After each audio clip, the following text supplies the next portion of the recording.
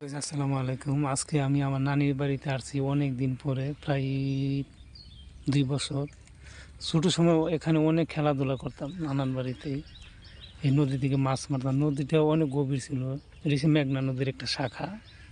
মেঘনা নদী মূলত অনেক বড়। এই যে দেখেন কত, এই যে ফুল, কত সুন্দর। ছোটো সময় নদীর মধ্যে সাঁতার কাটতাম। কালে পরিবর্তে নদী এখন কেমন কেমন হয়ে গেছে দেখেন।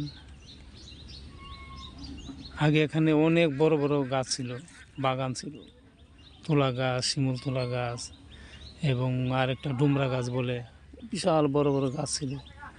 এই গাছ থেকে উঠে ওই পানির মধ্যে লাফ দিতাম। মামার তো বায়াত ছিল অনেক।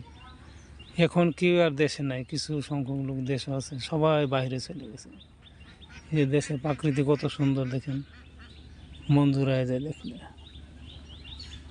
আগের স্মৃতির কথা মনে পড়ে এই যে দেখলে। জীবনটা কেমন উলট পুলট হয়ে গেল। ছোটো সময় এখানে আসতাম নানির বাড়িতে, নানা নানি ছিল। এই যে জায়গাটা দেখছেন না, এখানে অনেক সুরফা যে একটা ফল আছে, সুরফা ফলের বাগান ছিল।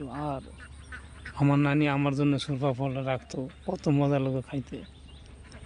এখন নানা নানি সবাই মারা গেছে। যে মামা ছিল 3 জন মামা, এরা মারা গেছে। মামার তো বায়াত আছে। এই মনে পড়ে আমার বাড়ি দেখার জন্য, তাই সেজন্য আমি মাঝে মধ্যে আসি দেখার জন্য।